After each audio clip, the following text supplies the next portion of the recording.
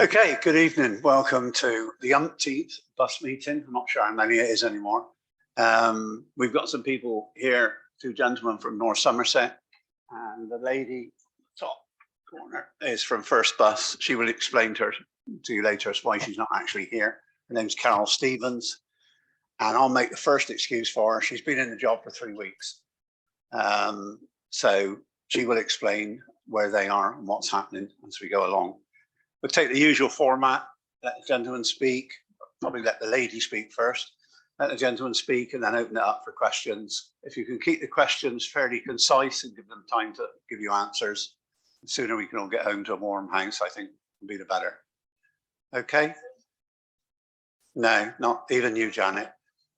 Should there be a fire, there's an exit at the back and at the front, but we're not anticipating one. It'll probably get too cold for a fire anyway. Okay, Carol, can you hear me? Yes, can you hear me? Okay, do you want to kick off and then you can give reasons for your appearance on the screen? No, okay. No, absolutely, yes. So my intention had always been to come in person this evening. As Rob just said, I have been in post actually two weeks. This is the beginning of my 3rd week. And I absolutely understand the importance of being there in person so that you can see me and I can talk to you face to face. Unfortunately, I have a young family and there's a stomach bug and a flu in my house, and it's not something that I wanted to share. So I felt that Zoom was the best way forward this evening. I hope to be with you next time, and I just thank you, and hopefully my attendance here on screen is better than me not being there at all. So as it was sort of said, I just thought I'd give a slight introduction to me. So whilst I've been in this particular role of operations manager for Western and Marlborough Street for First Bus. Here. You can't hear me now? Yeah. You can? Yeah, okay. So whilst I've been in this role now for 2 weeks, I have been with First Bus since January, and I've actually been in the bus industry over 20 years. I took a brief time away and did some time in private healthcare, but other than that, I do have a wealth of experience, which hopefully I can bring to these routes and your services. And I'm here today. Hopefully, I want to learn from you. I want to understand what your concerns are. So hopefully you'll have some good questions for me. Again, be patient with me. I might not have answers today, but I will certainly take note of your concerns and come back to you if I need to. Okay, Steve, do you want to start from North Somerset or Carl? Good evening, everybody. I was the guy banging on the door outside. My name is Steve Hogg. I'm the Executive Member for Highways and Transport at North Somerset Council.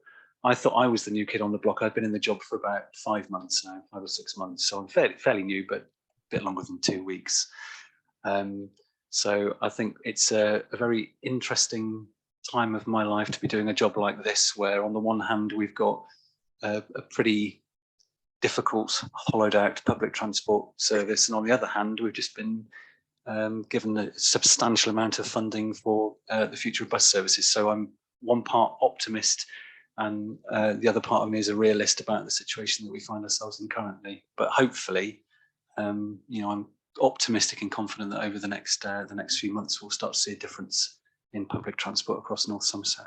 So that's me. Hi, Carl Nicholson. Oh, these microphones work. They didn't last time. Thank you. Carl Nicholson, North Somerset Council. I am the service manager for public transport, and you're probably familiar with me. I've been a few times. Okay, before we open it fully open, do you want to give just some small background to what this money that you've now got is and what you're planning to do with it? Yes, I've got a couple of things to update you on tonight. One is the fabled BSIP, the Bus Service Improvement Plan funding. So those who've attended previously or are new, we bid to government over a year ago for a chunk of a £1 billion fund that was announced mid-pandemic. And that was to improve buses and punctuality and services. And we have actually formally been awarded and have it in writing that we now have £48 million worth of money to spend on physical improvements, things like bus stops, road road repriority for buses, etc. And we have a further nearly 60 million to spend on services and revenue improvements. Things like better bus services themselves. So that money, the 48 million, is for North Somerset alone. The rest of the money is split across WECA region, which is Bath, South Gloss, Bristol. So that's split 4 ways, that the 60 odd million. We can start to draw that money down and actually spend it on making things better from about January to February. We have one more process to go through, which is we have to make an enhanced partnership, which is effectively a binding contract between us and the operators on how we're going to spend the money and what's going to improve. And once that's in place, which is now in train and should be done by sort of mid-January, February, we can physically receive the money and get on and spend it, make things better, hopefully. We have various plans that are quite advanced on how we're going to improve buses and where we're going to intervene. And we'll start to share those with you.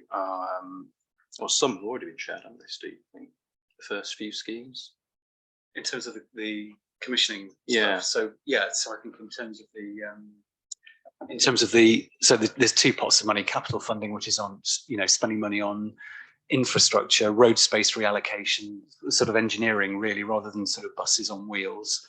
So I think we've started to share some of that publicly. The first, I think, 7 schemes, is it, that will start rolling out from early part of next year, from February, I think. What is yet undecided, obviously, is the revenue side of things. So the mix of services that we'll use the revenue funding for, that's yet to be fully ironed out exactly how we're going to spend that money, and that's probably something we can talk about a bit later on this evening. So I can, and I do want to share a little bit about one of the ways we're going to spend some of the revenue money tonight, and that is on what we call demand responsive transport. As some of you I've spoken to in a local group about our vision on what demand responsive transport looks like. The acronym's DRT. I'm going to refer to that because it's easier to say. So while I've been on holiday, when I've been away, I'm not ashamed of that. WECA have done some sterling work, and they've started a procurement process to find suppliers, as in bus companies, to deliver what we call DRT. And the way we've gone to market is we've found areas across WECA and North Somerset that have either no or very poor bus services. And we're going to try a different model of delivery that's been tried in the UK for quite a long time now in other areas, which is what we call demand responsive. Demand responsive, in essence, is halfway between a physical bus that you wait for at the roadside versus an Uber taxi. And the way you use that bus is you summon it either via a phone call or via an app on your phone.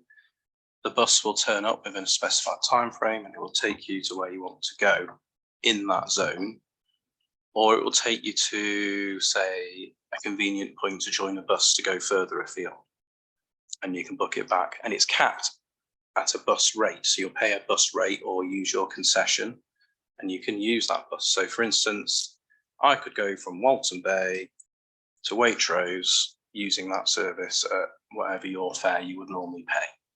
And you would summon it at the time you want, and it would turn up within an hour of booking. But it will show you on the app where the bus is on the journey on the way to pick you up, and it'll tell you to go to this certain point to get it, and it will take you back again. And that's pretty much how I could show you a video on how it works, but I don't know if we've got a way to link in. Maybe next time, or I could circulate a link. So I'll circulate a link to some slides, and it will give you an idea of how that service will work.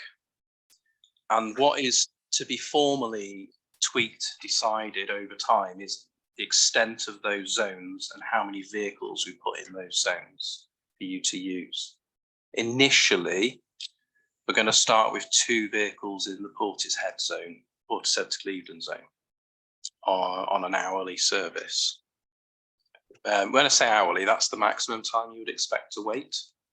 But if you can use the app, it will tell you how far away it is and how quickly. There's a phone call service you can use instead.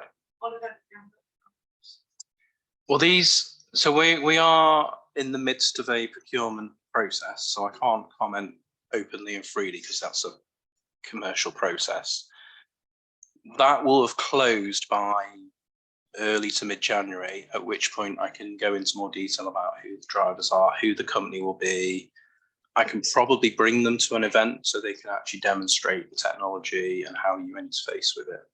We could perhaps have an open session with the supplier, with the company that will operate the vehicles, and they will show you how it all works. They won't do that once, they'll continuously do that. So the reliability. Sorry, we can't count people shouting out because people can't. Yeah. Yeah, well, I'll go through some questions in a minute. So the timescales are, we're finalising the procurement now. We hope to do sort of the formal appointments for the next week or so. That will then be published, and then there's a standstill period, and then we can talk to you about who that will be. But the bids I have seen are from very reputable national companies that deliver these services all over the country and the world. And I am confident they will find resources to deliver these reliably. I think if I could show you on PowerPoint, but I can't, but if any of you want to come and see me at the end, I'll show you the maps and the zones. They're not permanently fixed zones. So we can adjust the boundaries, we can adjust the frequencies. If it gets really, really busy, we can put extra vehicles in. We've got about a £6 million budget for this, for the whole region over 2 years. At the moment, we've earmarked to spend roughly 5 from what the quotes I've seen. So there's scope to expand and do more across the whole region, not just here. And if it's very successful, it will stay. Yes, thank you.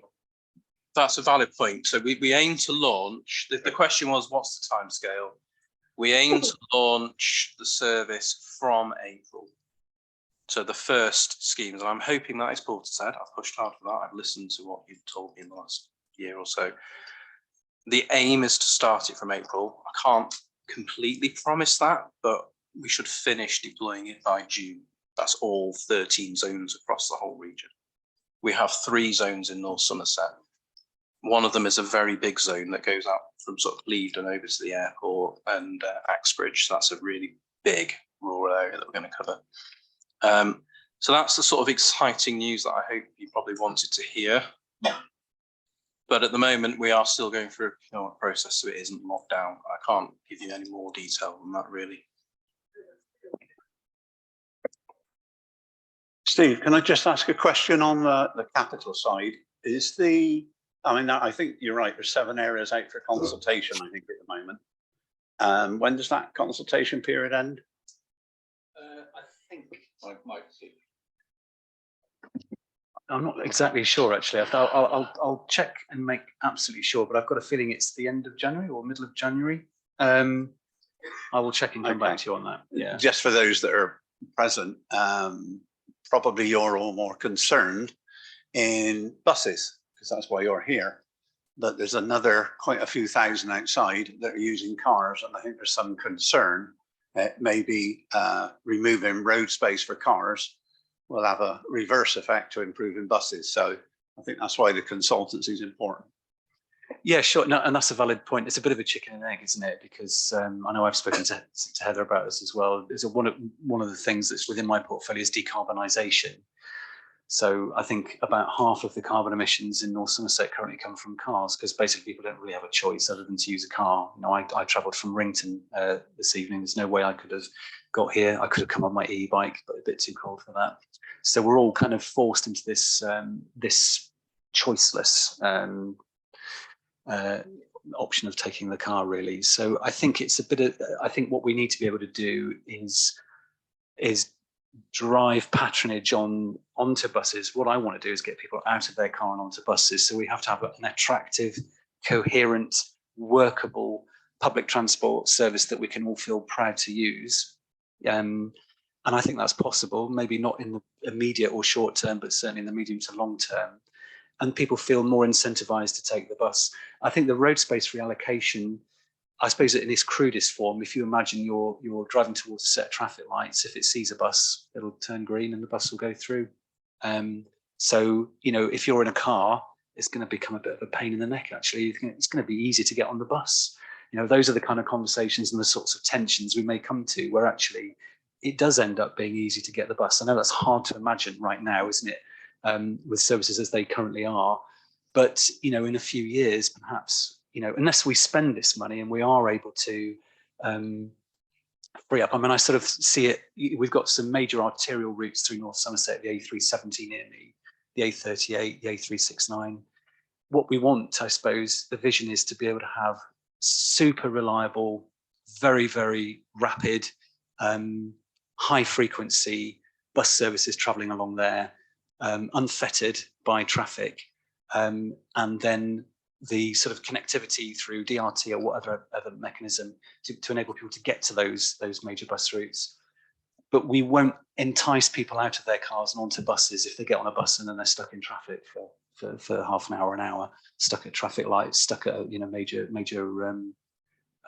roundabout or whatever. So I think it's right that we spend the money in that way. In fact, it's a condition of funding that we do that. So obviously the DfT are very keen that we do spend money on doing that, and I think there's definitely a case to do that in North Somerset. Yeah, just make sure that you switch your mics on and off again. I know it's on now. just to clarify, I mean, most of the traffic signals in North Somerset do not have bus priority measures in them. They used to, but the technology is very outdated and doesn't work anymore. Then we will be putting new technology back in the traffic lights. So when it sees a bus coming, it will wave all the traffic through, not just a bus. So actually it could be a benefit to some motorists because you'll be cleared down with the bus.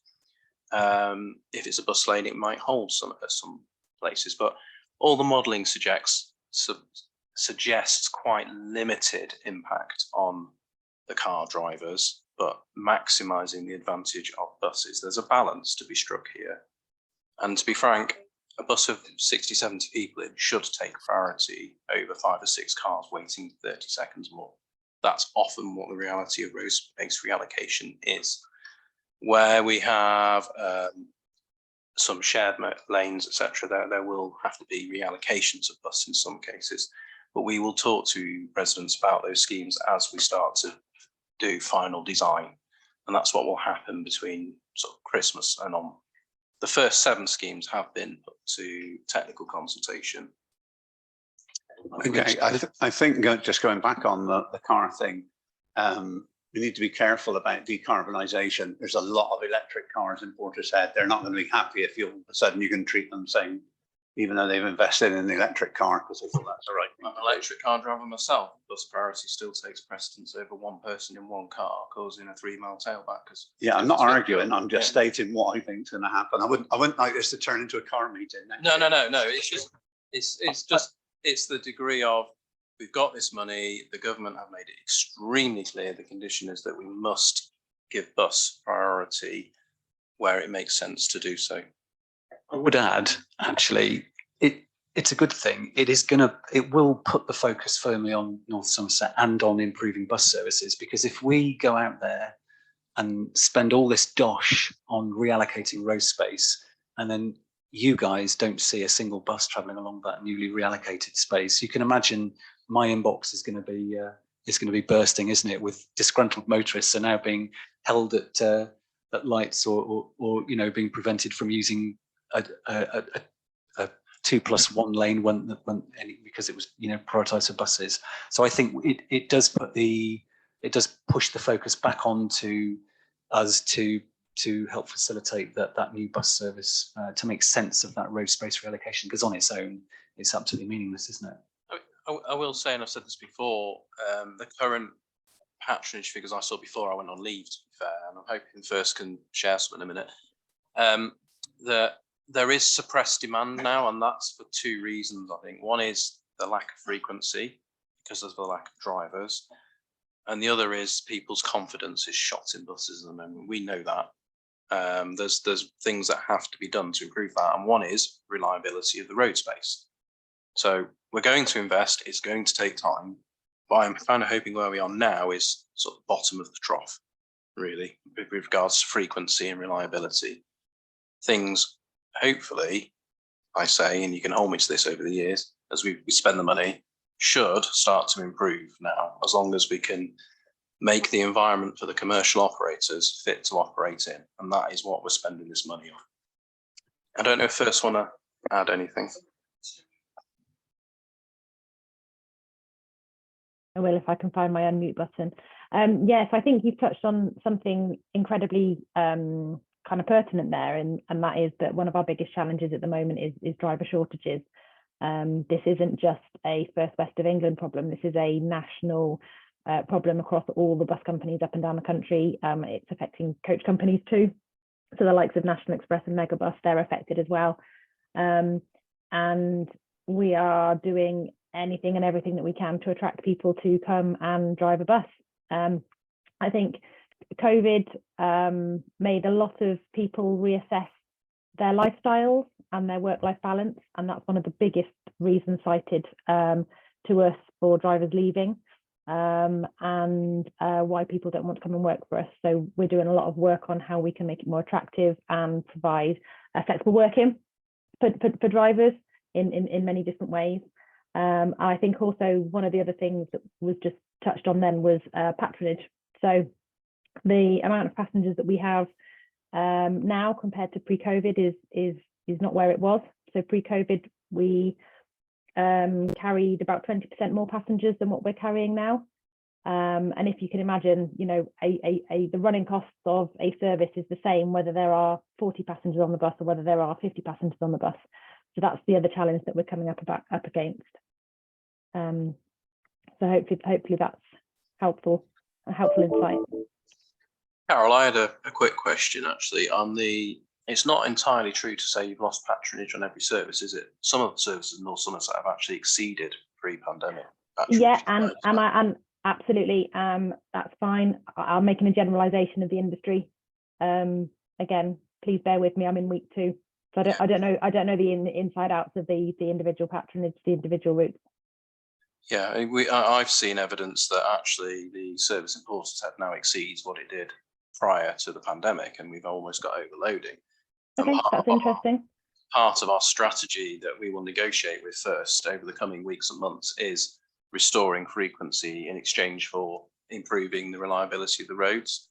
Yeah. And that's going to be a challenge in the context of there's only so many drivers to go around the district. Yeah. So we're going to have to fight a case to build up your services in the backdrop of other areas might not get the services they're used to. Absolutely. It's that reallocation, isn't it? It's putting the resource where it's needed rather than continuing to just push it out where it's been previously. Okay, I guess before we get carried away on better patronage, there aren't as many buses. So it's quite obvious that there will be more people on the few buses that are left. Partly true, yes. There are less, not on all services, no. There are less services in general, yes. And that may have tuned in where people use buses, but Portishead is a classic case of there is definitely a case to increase frequency.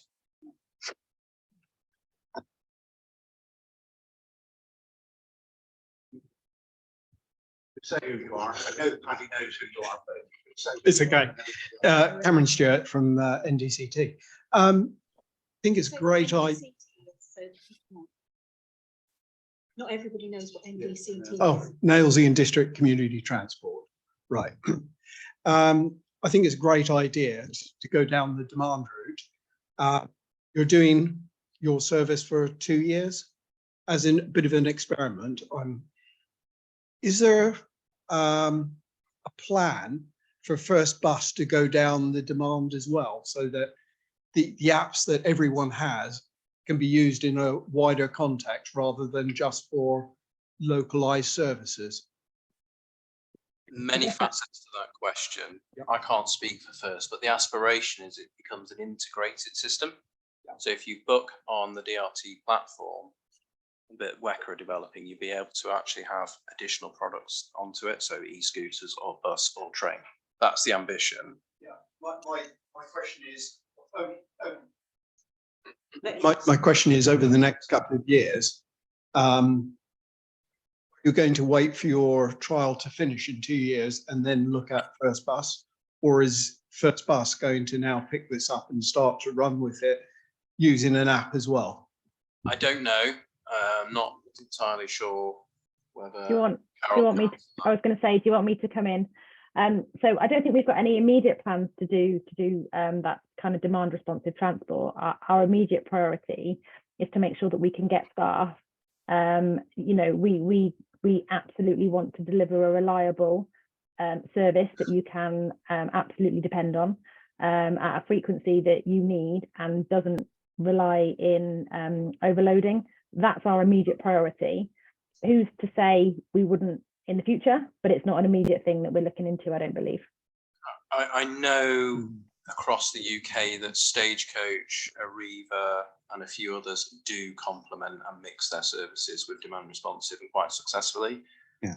First Bus, I mean, it's not my job to speak for them. No, it just seems a logical progression for the problem that we have at the moment, where you've got some areas which have high patronage, other areas low patronage, and we seem to be at the moment on a system where First Bus does the high patronage, cuts the routes for the lower demand, yet there is still a demand. Yeah. And we can't always rely upon a trials of a 2-year system So- to deliver a long-term solution. Yeah, so It has to be with First Bus and the bus operators to do that. so we have or I certainly have a vision and hopefully a funding mechanism to carry on beyond the 2 years. But if there's no demand, we're not going to do it. People will have to engage with these services and use them. And where they do, and we can prove there's a business case, these services can survive. They will be difficult to get to full commercial status because they are expensive services. All bus services are expensive and you need a volume of passengers to sustain it. And that's why First Bus focus on high volume turnover of passengers on high frequency routes. But there is a way to do this. Other parts of the country are successfully doing DRT, and the amount of funding to sustain them, if they're well used, is much less than the traditional bus routes that we've lost. We recently lost contracts where we were looking at £300,000 a year plus losses. That's not sustainable, but if we're only going to lose, say, 30-40 grand a year, and we've got funding mechanisms to help, then these services have a much better chance of survival.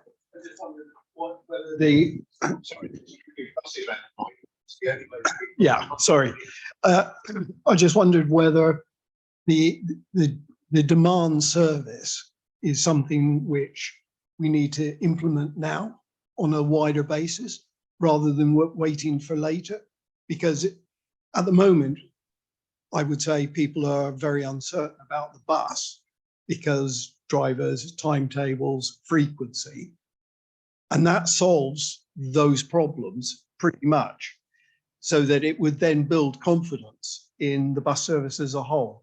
So I just wondered why we're come back on hang fire on that. So the 3 zones that I have designed initially are going to cover most of the gaps in the entire network. Everywhere else is served by a reasonable or high frequency bus. By reasonable, I probably mean hourly minimum.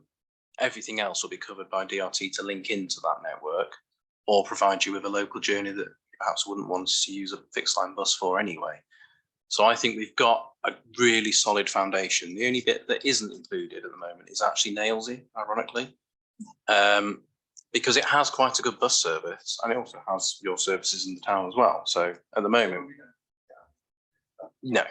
Well, it's some of it is kind of local shopper trips that can be done on DRT, which you couldn't necessarily do on some of our bus services.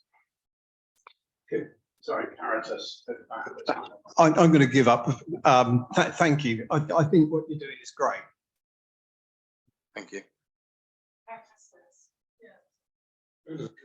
No, you're first. Hi, my name's Caritas Charles, and I'm a North Somerset councillor for Portishead East.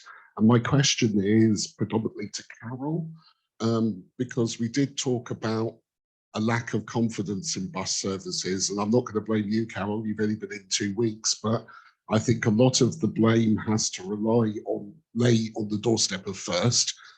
And I accept the bus driver issue. That is a thing, but the state of bus services in North Somerset has been an issue long before the pandemic, long before the issues with bus drivers. And I know you're trying to find bus drivers, but can I get any clarification if you will find some workforce to work on working with the community, as in customer liaison, as in working on informing people, because quite frankly, the stories I've heard are appalling about how people are actually communicated with. And some of the first steps for a bus company to gain traction and to gain confidence with the public is to have decent community engagement and decent consultation, which at the moment is non-existent. So I'd like to ask you the question on that. And then I'd like to ask one more, both of you, the power dynamic between the two of you, because I need corrections whether this is wrong, but my previous reading of the bus service improvement money is actually an awful lot of the power is in the hands of First, because First determine which routes can be invested in on the basis of what they, not the public or North Somerset Council, deem to be profitable. I could be wrong, that's how I read it earlier. And what I would want a commitment from First is that they will actually engage with the public as well as North Somerset Council in the creation of a new transport network, because the public will use it, and that actually they have a commitment to not only listen to the public and consult the public, but work with the public in creating these new services. Okay, thank you very much for your questions. I'll go with the communication one first. And thank you for your acknowledgement that I'm relatively new, but I do agree with you. We absolutely need to improve communication. That's one of the things that hopefully you'll see my influence on. We also need to go back to basics. We need to get to the point of making sure that we can deliver the basics, and that is going back to what I said previously, making sure that the bus arrives at the time that we say it will, that the timetable is reliable, and that it gets to the stops at the time that we think that it's going to. We need to get to a point where we do have the drivers. So actually services do turn up, that there aren't any last minute cancellations, because, there shouldn't be. We should have reliable services, reliable drivers, so that we can help build that trust that you have in us. I appreciate that it's an ongoing, very long, deep-rooted issue with First in West of England, and hopefully I'm here to try and drive some of that change. I need to prove that to you. I appreciate that, and that will take time. Moving on to your second point, in terms of commerciality of which routes. So, my understanding is that where a route is commercially viable, we do not access any support funding. Therefore, that's why that kind of differentiation comes in. So where we don't deem a route as viable, we will then, consider asking for the BSIP money. There are other occasions where, the council will come to us and say, we think a route needs to be run here. What do you think? We've got some money, and routes get tendered. So it doesn't just get given to us, it goes out to tender, and anyone can apply for it. I don't know if you want to add anything out on the BSIP kind of query. I'm certainly not, I'm not going to throw Carol under one of her own buses when she's so new in the job. But I mean, Caritas, you raised some obviously very compelling points there. I think one of the probably the central points really is that, rightly or wrongly, we exist in a commercial, deregulated bus environment. So you're right to say we don't have any control as a local authority over bus routes, over bus timetables, over bus frequencies. We don't really have that control. We don't have that teeth because we have a commercial model rather than a model which is within the control of the local authority, which I know that does exist in other parts of the country, but that doesn't exist here. It's a commercial service. What I would say is that, yes, there are some real headwinds and challenges for First around driver shortage and those sorts of things. But also, we are not happy. Steve Bridger and I co-wrote a letter and have written to the DVSA, who helped to regulate performance at First, and notwithstanding all of the headwinds, all the driver shortages, we're not happy about recent performance of First Bus, and we've asked the DVSA commissioner or examiner to investigate that, and we're waiting for a response on that one. So it's not that we are complete without teeth, but as I say, we've asked for the regulator to step in and help The other thing I would just briefly mention before I'll hand back to Caritas for another question is the enhanced partnership. Whereas, you know, until now we've really had very little control over bus operators. The enhanced partnership does give us a degree of influence, if not control, through this mutually binding set of commitments. That is what the enhanced partnership is there to do. It's a condition of the funding from the DFT. The DFT have obviously acknowledged this kind of power dynamic across the country. They expect us to build an enhanced partnership with First, which is mutually binding, which will give us some more leverage and control over how bus services are run. And then finally, I suppose the DRT bit, for me, is the bit where we can engage with local communities quite a lot in terms of the demand responsive side. And, you know, I very much welcome working with members of your community to help us with that. Can I just clarify the stages of how buses work, just for those who do or do not know? So in essence, 1986, buses were completely deregulated. So they're not really public buses, they're commercial buses, is the way the world operates at the moment. The exception that there's 2 stages beyond that. The first stage is an enhanced partnership where we voluntarily work with all the operators in the area, dominant or not, to agree standards and services. Beyond that, if that does not work, you have a franchise.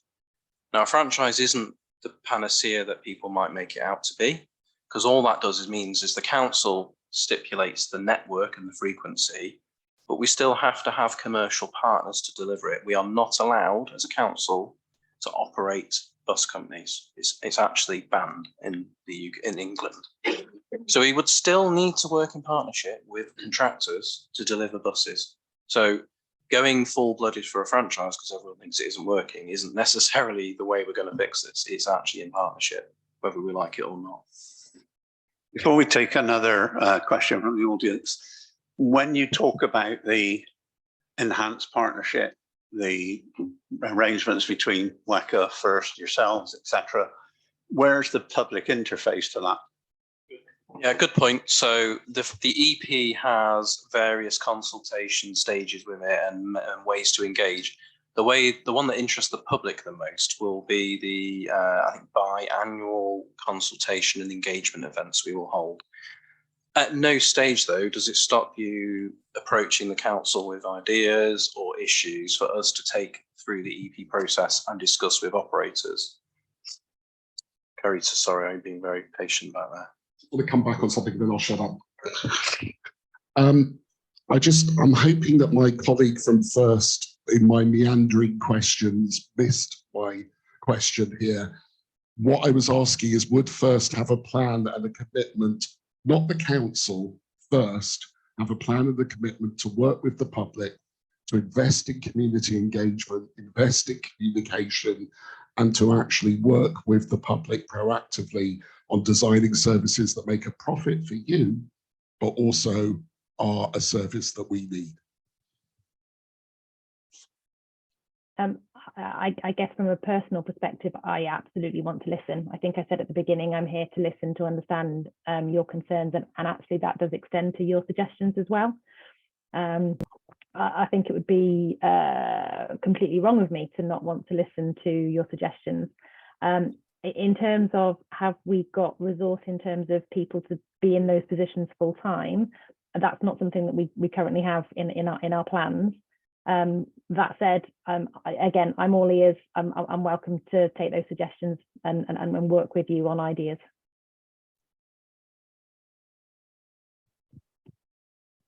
Am I right in thinking that paragraph 3 of the BSIP said that bus services must not now be carried out on a commercial basis? Do you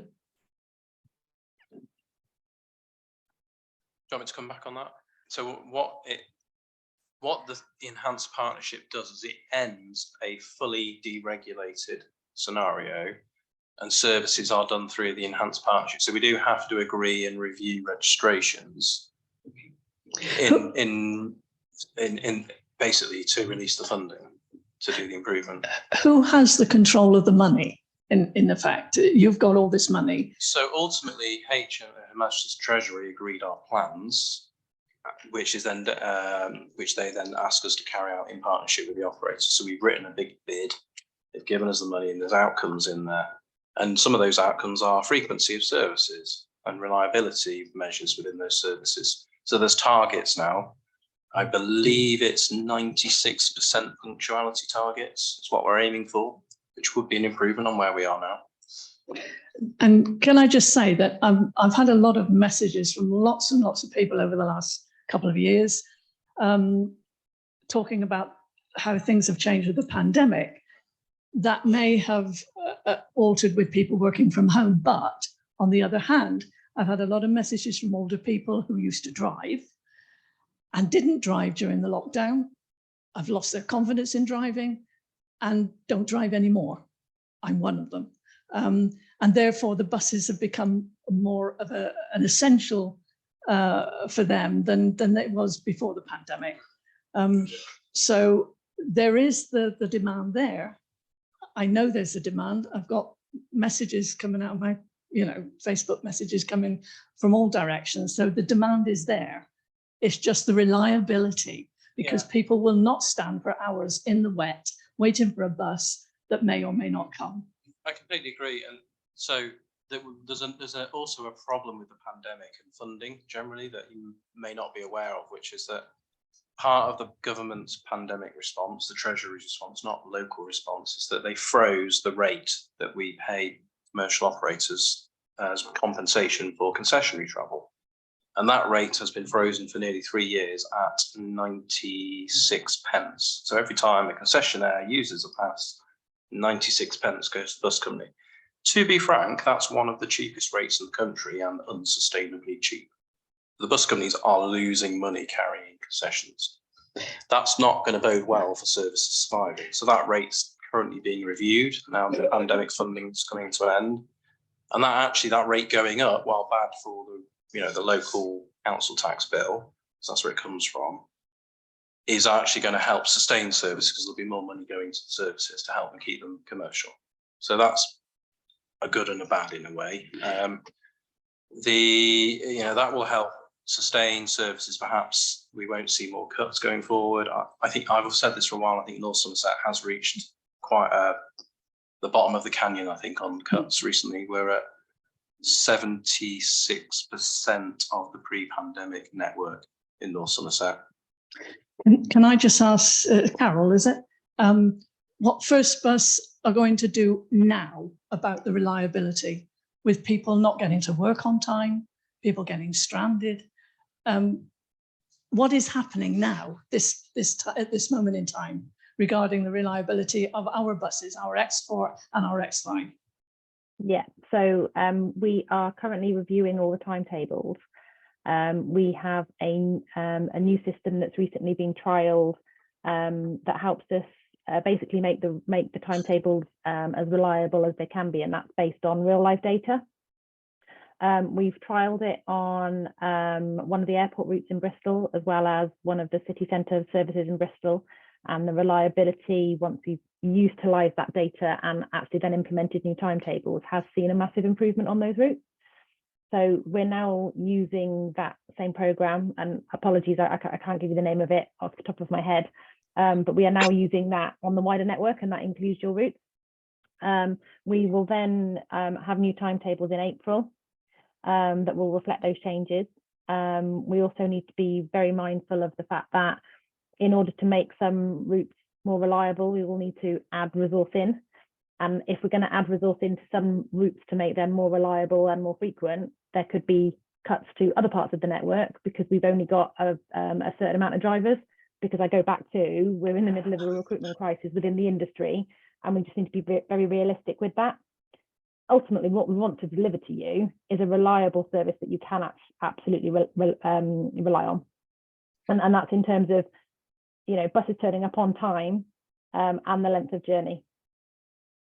Can I just ask how you assign your drivers? Do you assign your drivers to the profitable routes in town, leaving us sort of, whatever's left, if there's any left? No, we don't do it that way. No. So the rosters are done completely mixed, and there's no priority over one service or the next. Right. Thank you.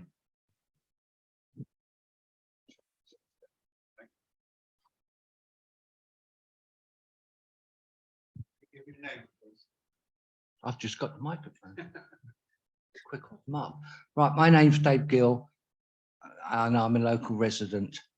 My questions are, why is the X5 being cut on a Saturday? And if I want to go to Weston or Clevedon, I have to get the X4 into Bristol bus station and then wait and get my connection either to Weston or Clevedon, which is adding time onto my journey. And if I was a grandparent or a father of small children and I wanted to take them to Weston for the day, to go to the pier or on the beach, right? Why should I have to spend 6 hours traveling to get from here to Weston and back again? And it's not only just that route. If I want to go to Glastonbury, it's going to take me sort of like up to 5 hours now, because I have to spend an hour on the X4 into Bristol, miss a bus, or wait for a bus, spend money on drinks or whatever, and then have an hour and a half to 2 hour journey to Glastonbury. Your educated idiots who work these bus timetables out want to get off their backsides, get away from their computers and actually travel on the buses so they know what's happening. Okay, I will say the X5 is a service that has struggled for a long time. It's never been commercially viable. I mean, I've fought on 2 occasions to save it. Its primary focus at the moment is around getting kids to school, and it does a very good job of that, to be fair.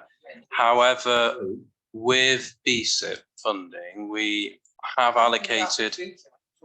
No, yeah. So in our, if I could You're just talking finish about the past with the pandemic and shorter drivers, right? You're talking about the future with all these.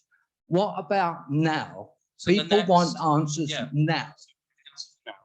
The answer for now Yeah. is it's the X5 is on the list for the next service changes and negotiation with First as a commercial operator between us and the council to add Saturday and Sunday back.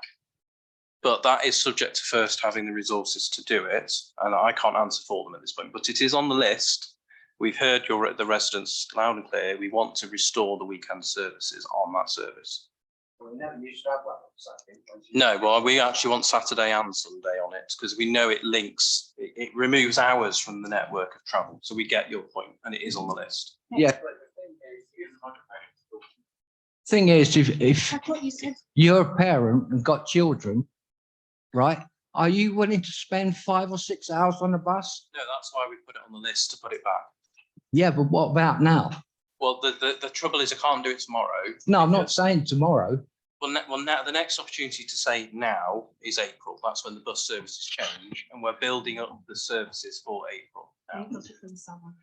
This meeting's all about the future and the past, not about now.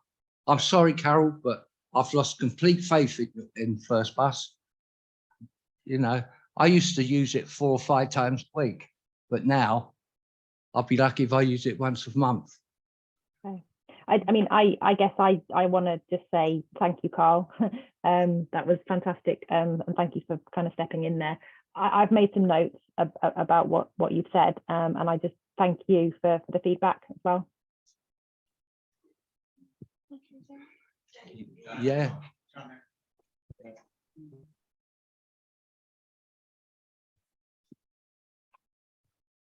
Hi, I'm Dave Werrett from All Aboard the 56 bus, which was a pressure group that we brought together a load of residents.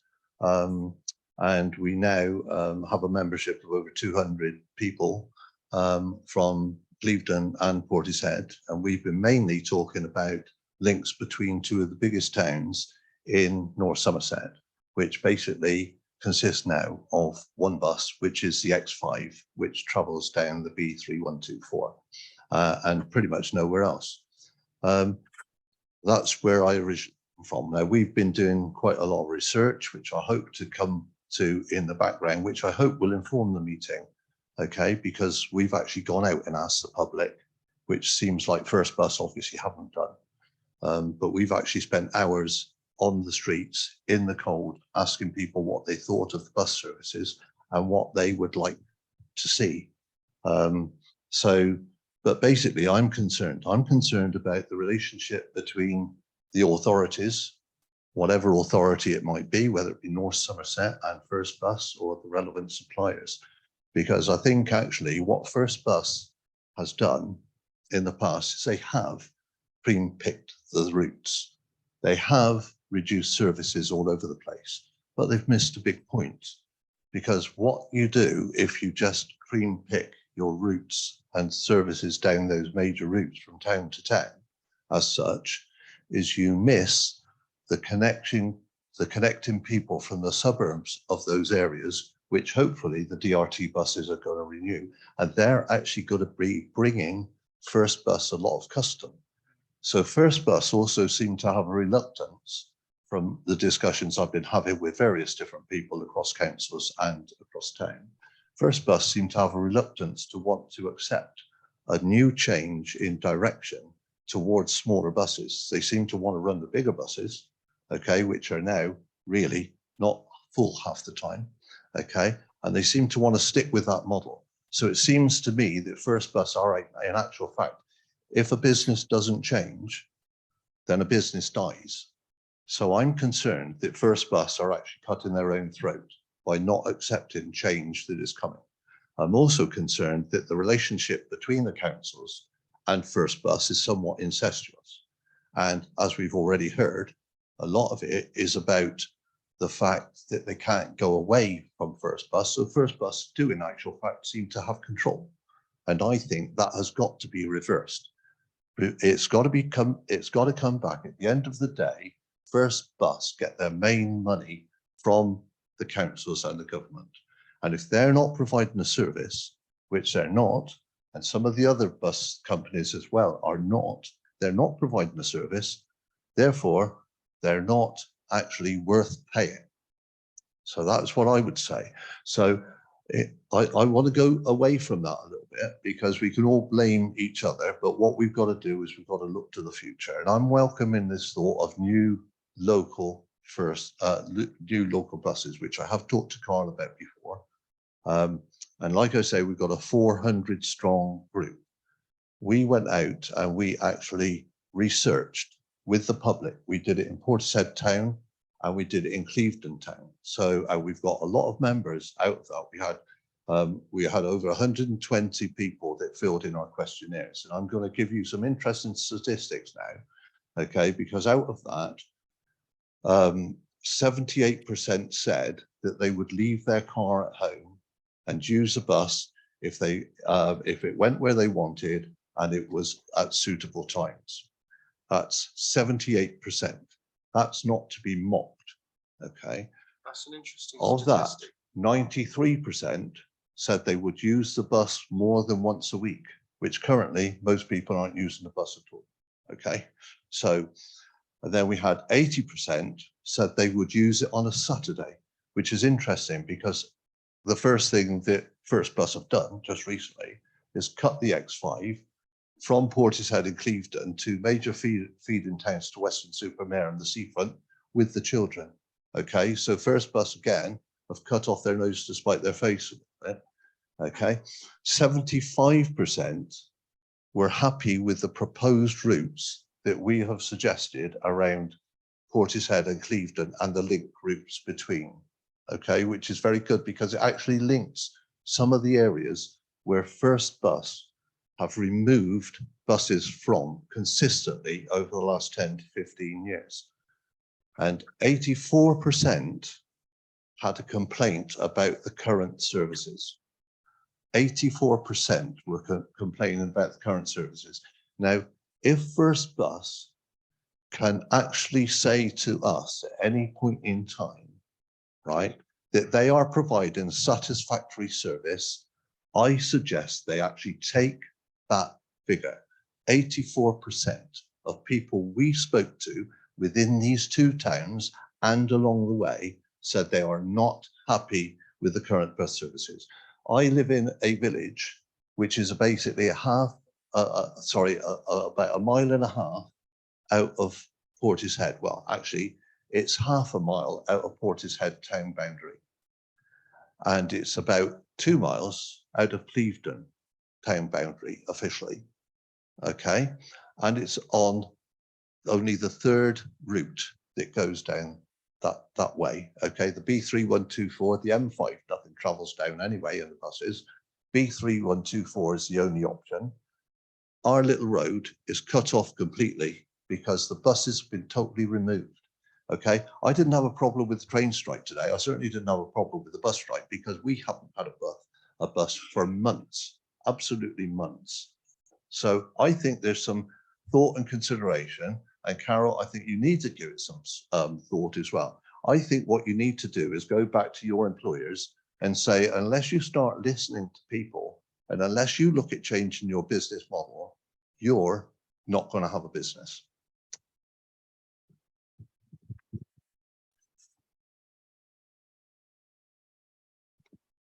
I would just like to say about the comment about cherry picking is that, to be fair to the council, that was one of the things that mentioned in the letter that you wrote to the traffic commissioner or traffic examiner about first bus cherry picking. So, you know, to be fair to the council, that was actually mentioned, quite a few other things as well. So, you know, I just thought I'd mention that. Could I just, there was some very interesting statistics. I don't know if you've got that on hard copy. You could let us have an email or something like that. I'd be interested to see. Not a scrap of paper, hopefully, on an email or something would be really useful.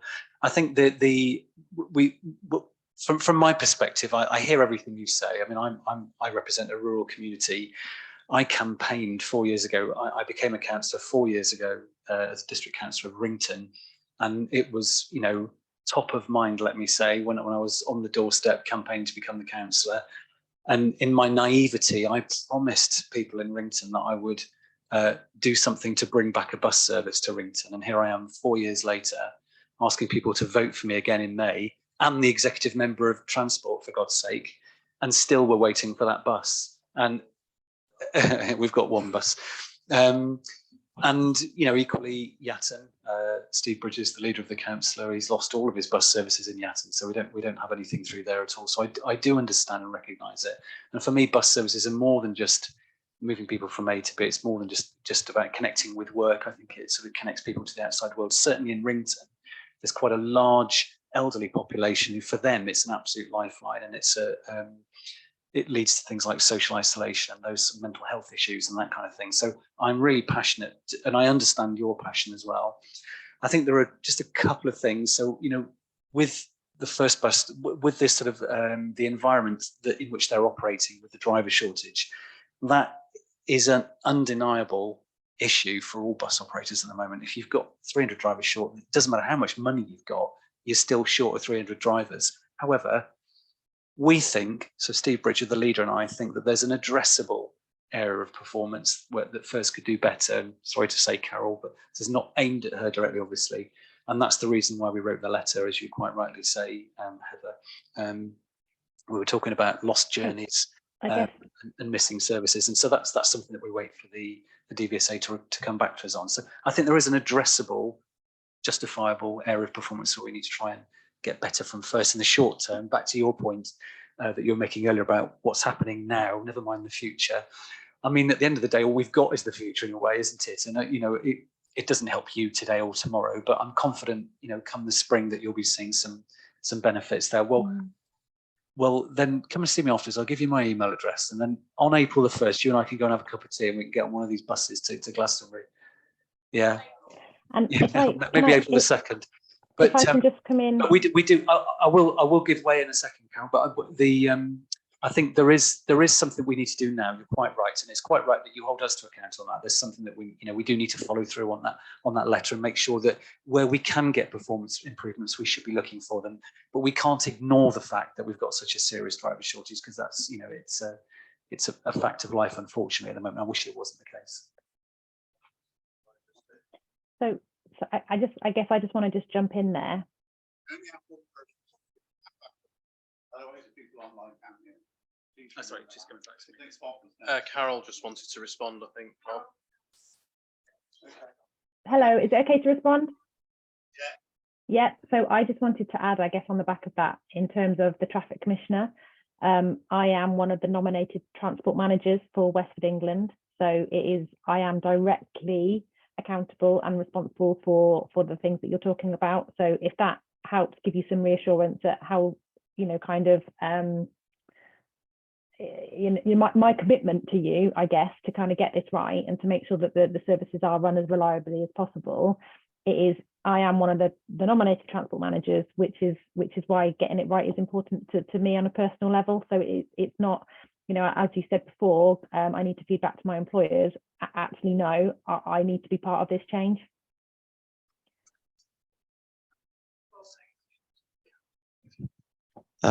Sorry, hi Carol. Sorry,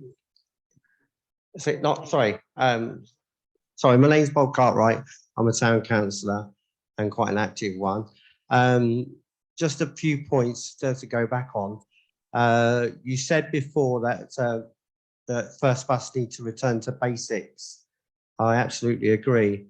But your first thing you need to get right is your service, because if you get your service right and everything falls into place, you keep, and North Somerset Council do the same, you keep coming up about bus driver shortages, but that's just not the one point, is it? Because also you've got bus drivers leaving. The reason they're leaving is because the pressures that they're put onto. I've spoken to quite a few bus drivers, so there's a multitude of reasons, whether it's split shifts, whether it's cancelled holidays, having to work weekends, being pushed to do overtime. That's partly why they're leaving. So you're losing as many drivers as you're trying to get. And it's not just obviously your business. A lot of businesses that are struggling, the same thing happens. The more pressure on your staff, the more the chance that they'll leave themselves and look for alternative jobs. To give you an idea of service, I'll give you a big company and a small company, and the reason they work is because they've adjusted, and this is what you need to do as well as First Bus, rather than carry on with the standard that you've got now. So everyone knows Amazon. Amazon, a very successful company because they've changed with the times. They've created new ideas, new things and brought them into place. That's why they do really, really well. Now, to give you the alternative, we have a TV company, a TV shop in Portishead that's been going for some 27 years. It sells TVs at probably £100 more than Amazon does. But the reason that the people go to that shop, and it's still running today in the environment that the town has now, and obviously the country's pushing on retail, is because of its service. And that's what it's all about. You've got to create a service that's reliable for the public and it's got to work. And you need, like you said, to go back to basics. And that's for you, Carol. And as for North Somerset Council, I just got a few questions. The DRT, how flexible is that? So to give you an idea, so if we have a DRT bus route from Portishead to Clevedon, and you're running on a 2-bus service, so if the demand is there, does that become a more of a permanent service with a so how flexible can that DRT be? So if you mean on like just as per use basis, if you call it, it's got to be there within an hour. That's the minimum service level. So get your phone, want me bus please, Clevedon to Portishead, got to be there within the hour. That frequency can be adjusted if it gets more popular. So we could go to half hour, it will cost more, but if there's loads of people using it, that's plausible. That can be adjusted in consultation with the users. So on a long-term basis, we think I certainly think there's revenue generation potential to keep these services going permanently, as long as there's a reasonable amount of usage. So if this is the case, then surely if we can get a service running regularly between Portishead and Clevedon, then we can use a hub service with First Bus from Portishead. So in other words, so instead of First Bus having to travel all the way around Portishead, is to use the DRT service and then use First Bus, because this is work, North Somerset Council working with First Bus to try and get a better service. So it's kind of a hub and spoke model. So in theory, we could transform the existing services where they become really quick along main corridors and we feed people in and out of those corridors. That's kind of a utopia. First Bus do mass transit very well, as do other big companies like Stagecoach, Arriva. They do mass transit well. Metrobus is a UK success in mass transit terms. It really does a good job. Where bus services don't necessarily do such a great job is things like Portishead Marina, where they get stuck. You ask for smaller buses in the marina, you're going to get a smaller bus. Which is obviously more ideal. And it's going to be on demand as well. So you can, in the marina, you can summon a bus and it will take you to the shops. So is Carol, so is First Bus prepared to work with a DRT service? Without putting Carol on the spot, the MD has told me they're willing to look at this model. Okay. So is that fair enough, Carol? Yeah, absolutely. I mean, we, you know, ultimately we want to try and work to have a sustainable service and connect and transport people from many different places. I don't think that we're ever going to do that just one system alone. It is all about working together and having those partnerships. That's what will bring the best solution, I think, to the table. You look at Bristol, the e-scooter is very contentious. I know people have mixed opinions, but actually it's a form of transport that feeds into buses. Yeah, You can get I off agree. a bus, go on a scooter. Yeah. It's a shame there's a traffic around to knock you off, but And my last question, sorry, I've got just one more question for your Somerset Council. Bus lanes. Obviously, there is a bit of a whisper that Portby 100 might have a bus lane on it. Is that a possibility for the future? not prepared to comment at this time. Can't. Okay, thanks very much.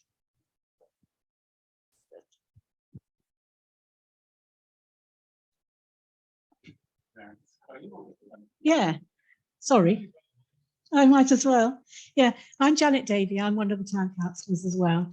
And the elephant in the room that hasn't been spoken about yet is that we still don't have any idea of when we're going to have a restored bus service to our main commercial area and to our hospital.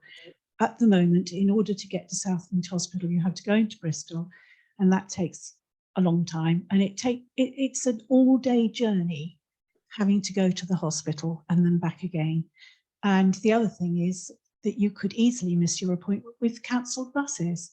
We need a bus service to our main hospital. We need a bus service to our main commercial area, which is the Cribs Causeway, because that's where our kids go for their social lives. And that's where I feel that they would be safe to go. I'm not prepared, for example, to let my 15-year-old granddaughter, and if I had one, to go into Weston-super-Mare on the bus, but I would be perfectly happy for her to go to Cribs Causeway on the bus. It's a fairly damning statement. Yeah, but actually, Nothing wrong with it's the way that I feel. Okay. Yeah. So the service to Portishead is still on the agenda. It hasn't come off the agenda. How we deliver it, I'll need to come back and consult and engage and talk to you. I am not entirely convinced that DRT and the 57 service can survive together. One or the other has to be successful. If we were to lose the 57, in theory, this is only my theory, we could redivert that resource up to Cribs. That might have to be the compromise the town has to make. But that is potentially an option we can look at in the spring. So we are at the point where now we know we've got the money and we know we can fund and trial new services, and we can do that with decent money. We can start to look at how we restore a link to Cribs. That may still involve an interchange in Avonmouth, I don't know, but in theory, we can try and restore a service back that way. Bear in mind, Stagecoach are based not that far from Cribbs Causeway. So your bus travels from Cribbs every day into this town, does the 59, 57, and then goes back to Cribbs. So it's plausible and it's on the list. Just very quickly, it also includes going via a station, which will be quite interesting. Yeah. There are lots of people wanting to go into Bristol. So in theory, yeah, with the new station opening at Portway Park and Ride, that would be the ideal place to put the bus into. However, it is lacking a left-hand turn out of there or right-hand turn. So it's only a one-way in turn at the moment. They've got, there is a scheme that WECA are accelerating to allow the bus to go in and out of there efficiently. And that's probably another year away. So we need to find an interim before that solution emerges. Let's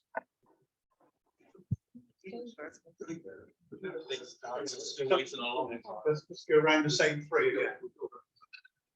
Sorry, is it okay? Okay, Cameron Stewart, Nails in District Community Transport.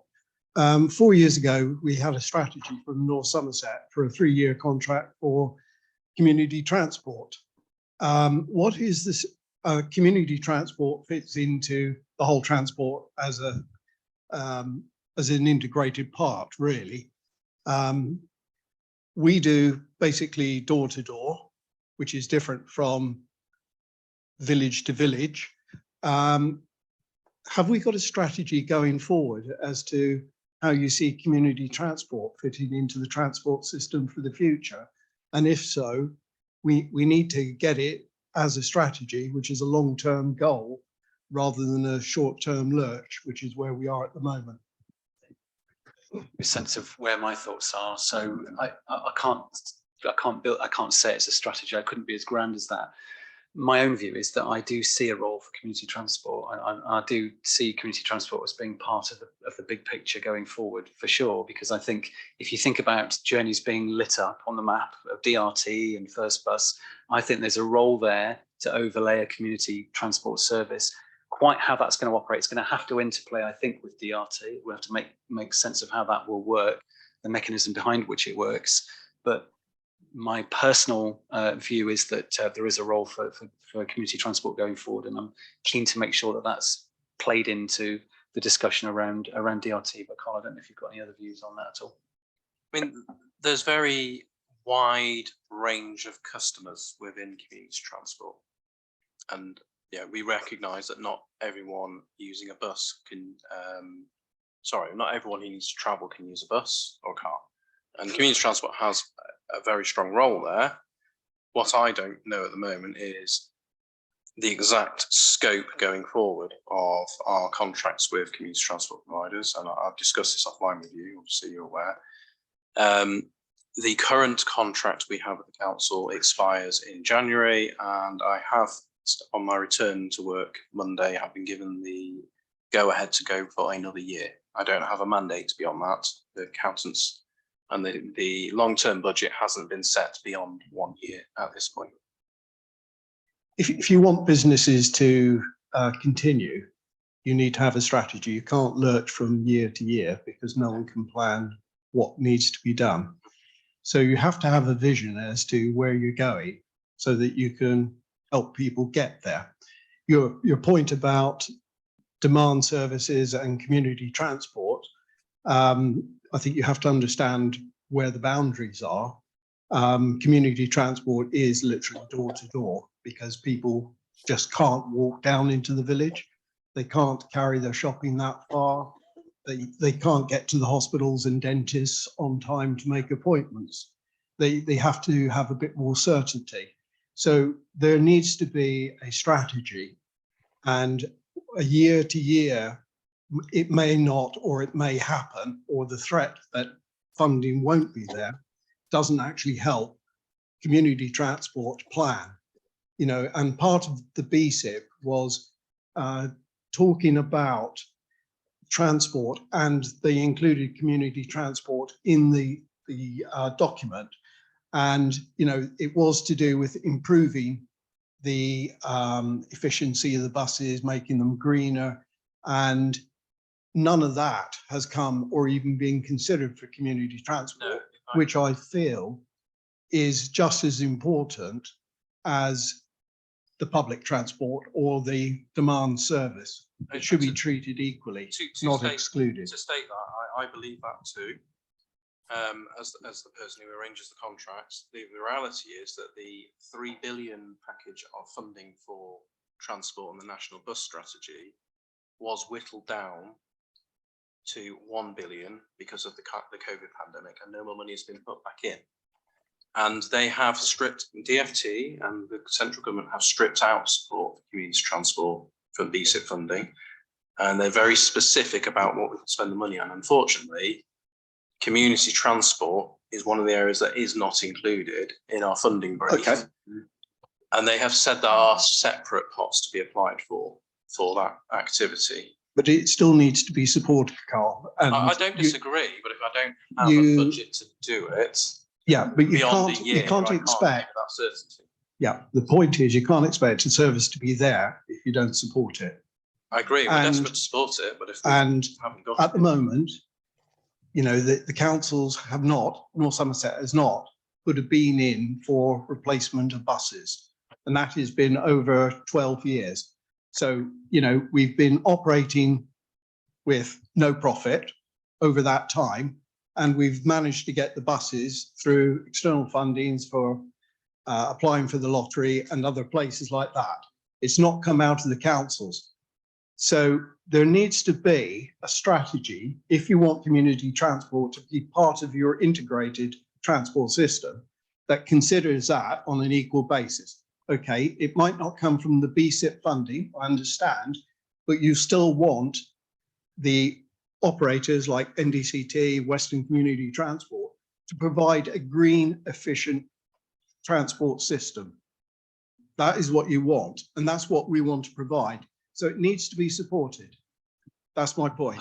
I don't And dis- it needs to have a strategy I don't- rather than a lurch. I don't disagree with anything you've just said, actually.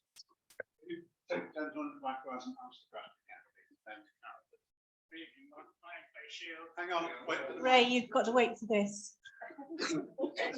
You've got to wait for me. There you are, Ray. Thank you.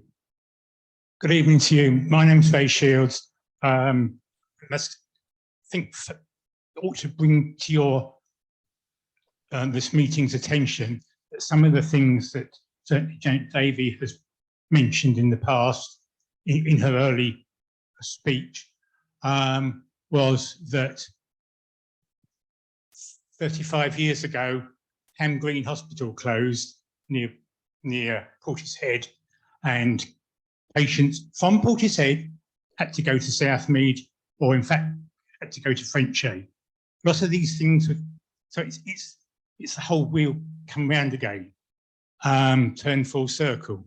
At that time, a Badger Line, or first bus predecessor, did start and it tried out a service purely to run from Portishead to Southmead Hospital. And it ran for a while, but it wasn't successful purely because not everybody's appointments are at the same time. And so the journeys weren't well patronised. So it was taken off.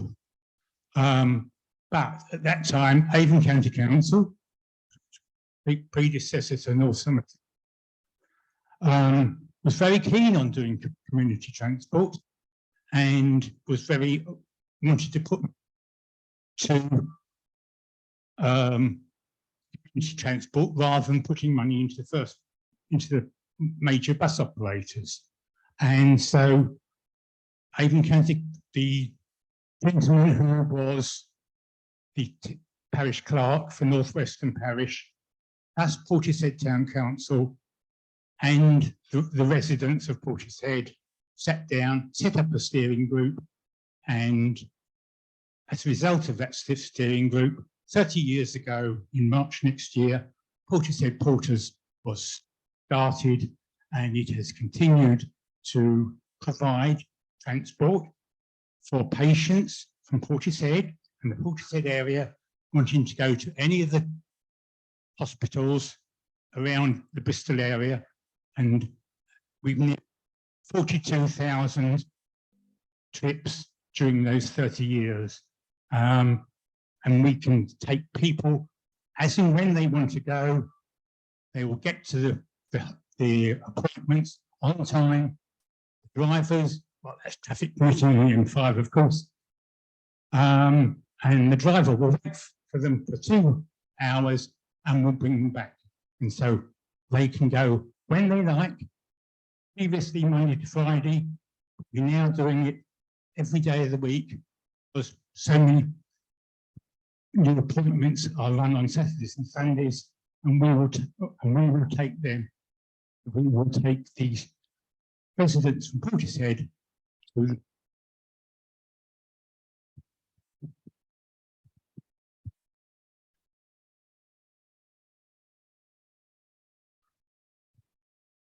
Hello. I just wanted to ask a quick question. Steve, you mentioned at the very start of this meeting about decarbonisation, and they talked about, for example, the Marina area, which I represent in Portishead East.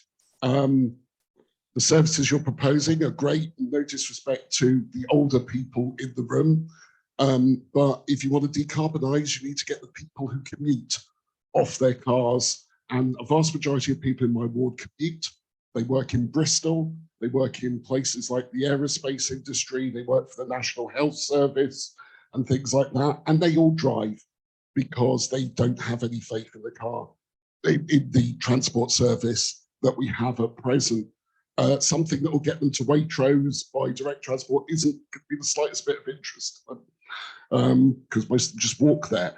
And that's the problem. So what I want to know is that we're going to have that integration and that link, because I know if there is a fast, I sound like went out like that. If there's a fast and efficient service, people will use it. And that is the truth. And I also, Steve, I've got a lot of time for you, but you've said a couple of things I think are exceptionally naughty tonight, which about writing to the administrator and stuff like this. North Somerset Council have not been proactive until public pressure made them proactive. It's not down to me, it's not down to you. And it wouldn't have happened if people like Heather and people like Lisa and people in the public domain had applied that pressure to us. It forced me to submit a motion. It forced you and Steve to write a letter afterwards, even though you spoke against that motion. And it made that check. It's public pressure. That's not us, you or I take credit for it. It's public pressure that's done this and made those actions on first. And it's people like the town council who have been running bus meetings for years before it became an issue that have actually done this, not us. So please, it's a bit naughty. Thanks, Caritas. Well, I consider myself told off. I mean, I suppose you know, without wishing to over-defend myself, who was the first person I went to see when I was appointed as executive member? It was Heather. So I went and spoke with Heather. That was the very first person that I went to see as the executive member for transport. And I sat in Heather's lovely house and had a lovely cup of tea and some biscuits. And I promised her that I would do my very best and that what she would get from me would be 100% honesty, 100% of the time. And I can sit here tonight and tell you that that is what she gets. Now, it may well be that as a politician, we're all guilty to a certain extent of appearing to take the credit for things, aren't we? I don't do that consciously. I think that thank you to people like Heather that has forced us to act. On the motion, I mean, yes, you did bring a motion to council. We voted against it, and I think we were right to vote against it, because whilst I totally get the passion that you brought to council, Caritas, the problem with the motion was that it was seeking to bring control back into local authority, and that, of course, at a moment where you're about to agree an enhanced partnership and receive the biggest funding nationally for transport services, that didn't seem to me to be the right sort of timing. So I'd, defend myself on that one. On your point about connecting commuters, That's absolutely right. And you know, you make a totally valid point about integration. I mean, I'm glad that, you know, the BSIP is not in isolation. It's part of a regional transformation program with Bristol and the, you know, and South Gloucestershire. And, you know, we can probably talk about branding and things like that. And I think it's really important that the bus services, the future bus services, are there for everybody, particularly commuters, because you're quite right. If we're actually going to make a dent in our decarbonisation agenda, then we are going to have to get change the behaviour of commuters. Absolutely, without a doubt, that does need to happen. If I could make two minor points to that as well. You cannot have a franchise unless you have permission from Secretary of State. And the Secretary of State has made it very, very clear that they will not grant permission for a small unitary authority to have a franchise unless an enhanced partnership approach has been tried and proven to fail. So we have to do what we're doing in the process we're doing it to even consider taking back control through a franchise. And I'll be honest, all it would do is load up the council with a £20 million annual revenue risk and a probably similar capital risk to own and operate a bus company and franchise in North Somerset. So it would be one hell of a risk for, at the moment, I suspect one hell of a loss. So I think the approach we're on with the enhanced partnership is sadly currently the right thing to do. And actually in partnership with operators, it should work because we have funding behind us for once. That said, the levels of performance are well below, and the motion was certainly highlighting and rightly raising up the agenda the problems that residents have. It's the clean air in Bristol. Because you're having to pay for going in with your car, then surely First Bus is going to fill their boots. So I would argue, outside looking in, that the X4 has a lot of suppressed growth. If that thing was reliable, very reliable, more people would use it, because to drive into Bristol and Park must be the thick end of 30 quid a day now. Well, Pill has a lot of patronage, so it is the right thing to do. What we need to do is speed up the journey through Pill. Guess what? Go on. No, go on, it's fine. You can say it. Go on. There is more than enough patronage in Portishead to run a direct service to Bristol if it was frequent, regular, and worked. And all adding Pill does is adding time and inconvenience and putting people off from Portishead running a direct meter service to Pill. So hang on a minute though. I mean, the bus is going that way. We can speed the bus up to get into Pill and through Pill. So then what's the problem with adding 5 minutes for the convenience of picking up your companions in Pill? You know, if that bus is every 10 minutes, well, I mean, the other option is to go down you'd have to go over the motorway and down Portway, which was tried. Nothing to say we can't go back to revisit that. Good. Thank you. Give your name first. You don't need to. Yes, it's Sandra Bewbird. I just wanted to pick up on something that Councillor Charles just said about how we have all these ideas. I'm part of Councillor Werrett's group, you're all aboard the 56th, and we do have a lot of ideas, but we need people in some position of authority, such as yourselves, to be willing to listen to these ideas, and then, with a bit of luck, to take them forward and on to the next person, because we don't have that power. And so I just think that I wanted just to say, you know, thank you for you all to be prepared to listen to us and to try and do something about it. And even if we don't all succeed as a group, I think it means an awful lot to people like me and my little group that you are prepared to listen to us and to try and help us. So I just wanted to say thank you. I appreciate, from my perspective, I could have, I'd like to give you more time. I've not hidden the fact I've been quite busy recently. Hopefully I've listened. A DRT service is getting closer to fruition, which I believe is the best service I can give you. And as for the Portishead to Cribs, Steve has listened and he's instructed me to try and make it happen. So we are trying to make it happen. I don't want to pretend to speak for everybody, but I'm sure I am speaking for most people when I say thank you for doing that. Thank you.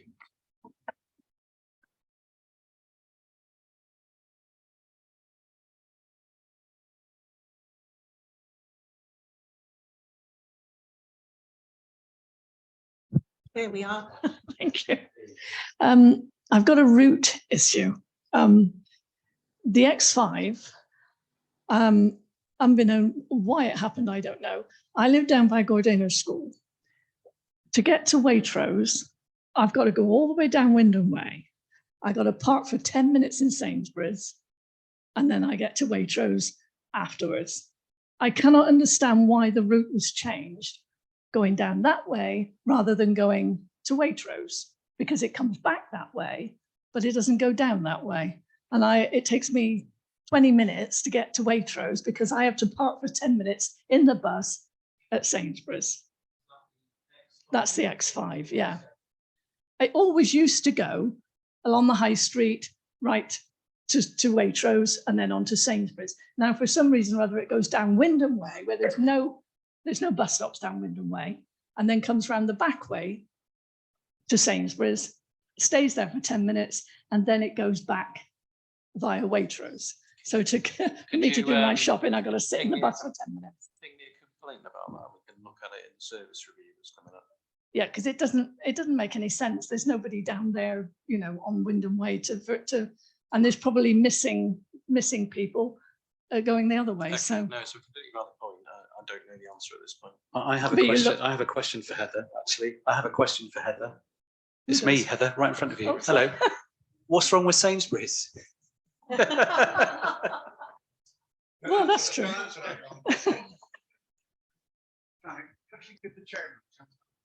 Well, I might as well. No, I'm sorry, I'm the secretary this evening, not the chairman. I just wanted to query your answer about the bus service via Pill. Until a year ago or so, when we had a much more frequent service, one route from Portishead went via Pill and the other route went straight into Bristol. So I don't understand the problem of having some buses going straight into Bristol and some going via Pill. So Why it goes back to their commercial services, and First Bus, as the operator, decided they needed to make efficiencies and that there weren't enough passengers, and therefore they streamlined the services. And their way of streamlining it is the X4 now takes one route, and you don't have the X3, the X3A, the X5, the X4 anymore. You now have the X4. And that ultimately it's a commercial decision that was made by them. And that was reflecting what they call chimneys en route. The more chimneys on a route, the more chance of picking up people and making money. And that is their business ultimately. Otherwise, the council has to fund it, and we can't afford to fund anything else. Unless it goes through the marina where there's lots of chimneys and lots of cars. Yeah, Yeah, yeah. I still don't follow the In answer, essence, but yeah, they had to make efficiencies. The network has so changed. they cut the number of buses and now they all go through Pill. Yeah, Okay. but the people in Pill like it, obviously.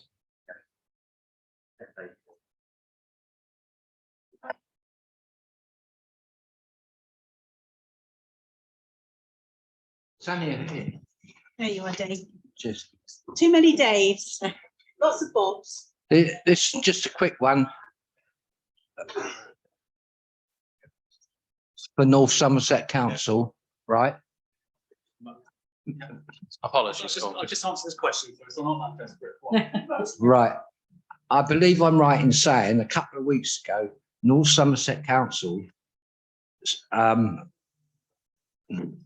was a vote of no confidence against First Bus, but North Somerset Council, by a couple of votes, let them carry on, right? If you'd got rid of First Bus, what bus company or transport did you have ready to go in place? Sorry. Yeah. So that's back to the motion. So the motion. So I totally understood the conviction that Caritas brought with his motion, but essentially what he asked us to do was to vote no confidence in First Bus and bring bus services back in-house.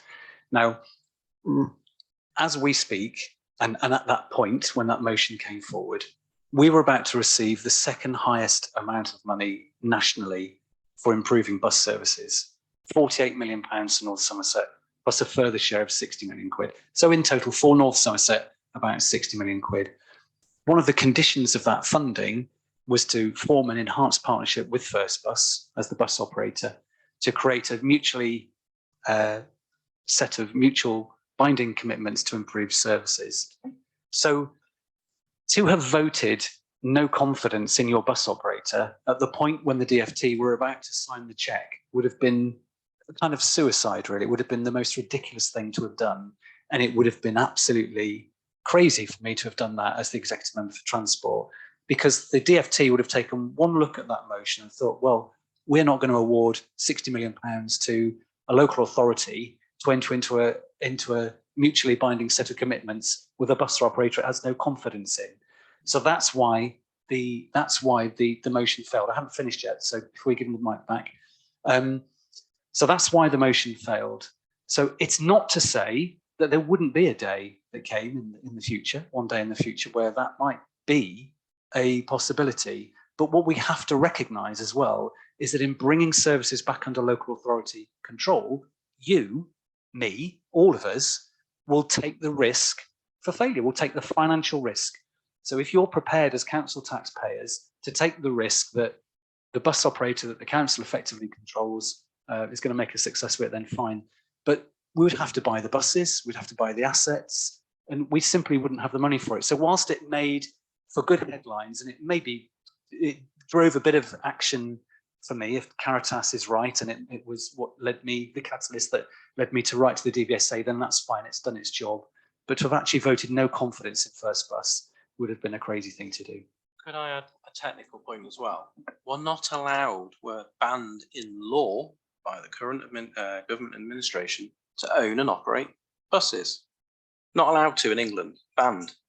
So the motion couldn't actually technically go forward as it was anyway, because we're not allowed to take ownership of the bus companies. It's banned. It's franchise, different. So we'd still contract the services, but we specify everything and we take all the money in and out. And that is the problem in a franchise, is we still got to pay First Bus or Stagecoach, whoever it is we work with, and we've got to take the risk that we get enough money back to cover that outlay. That's the problem with a franchise. So it isn't the panacea you think it is, albeit if it's done well in big cities where it can actually generate money. TfL pre-pandemic were making loads of money on the franchise, and that's why the bus strategy hints it's a good way of doing it. Post-pandemic, they're losing billions. They're having a bailout every couple of months at the moment, TfL. So it's a real risk that would bankrupt North Somerset overnight if it went wrong. I think you're worried that the question wasn't answered because you were thinking about the no confidence rather than the bringing back it in-house. But No, I mean, say I used to live in Weston for many years, right? And you had First Bus, you had Crosville, and you had a few other little ones. First Bus got rid of all the competition because they're greedy. The shareholders wanted more money. So they brought all the competition. And ever since they've done that, and I don't know whether they've done it all over the rest of the country or not, because they're everywhere. It's all about money and shareholders for First Bus, not the public.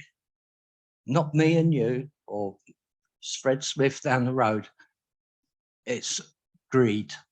I hear what you say, but I think it's just to your original question about the vote of no confidence. What we weren't doing in voting that motion down, that wasn't me emphatically voting full and 100% confidence in our bus operator.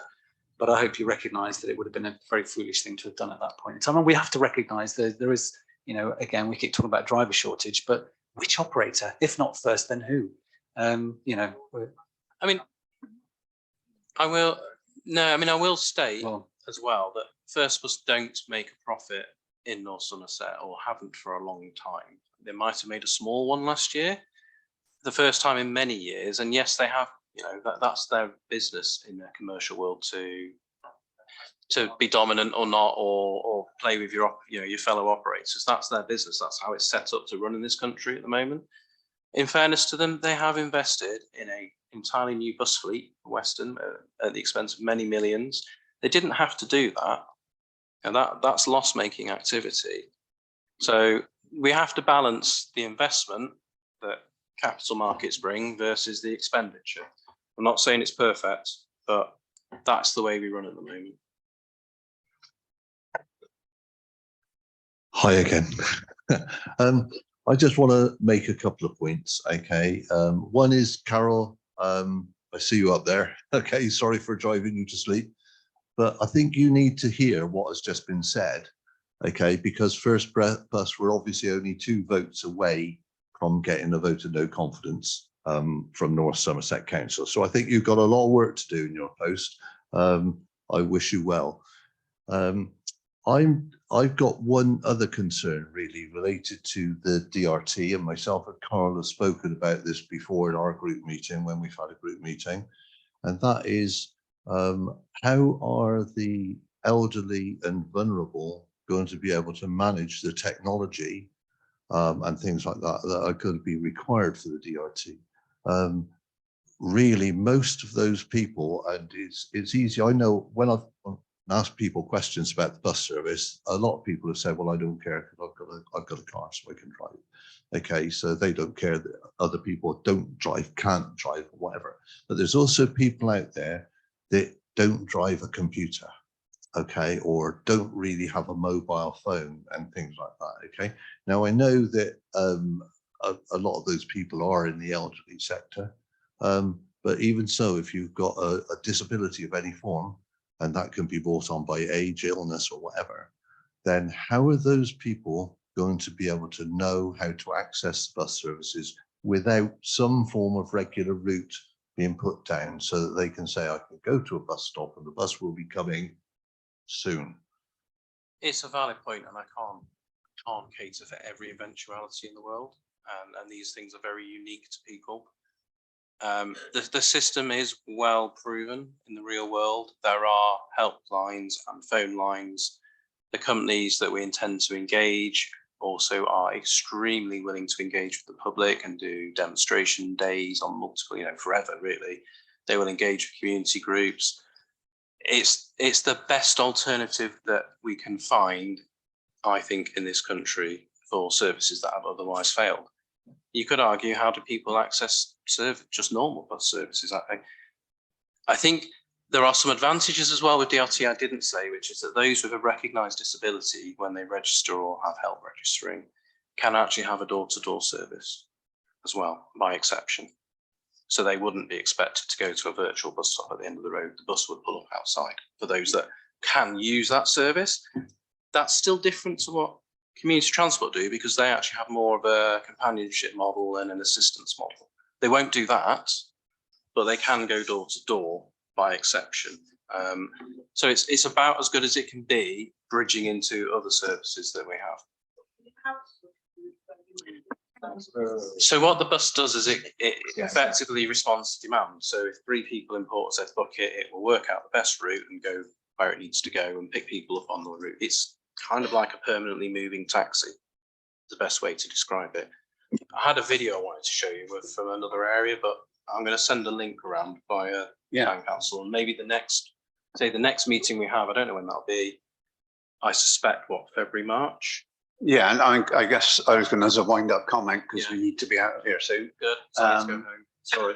But when do you think the next appropriate time is on your view? If it was early March, I'm pretty confident we could get suppliers here and actually have a full showcase on DRT. Okay, well, we'll look at that date and make sure that people keep looking for it. You really want to say something else, Bob? Short.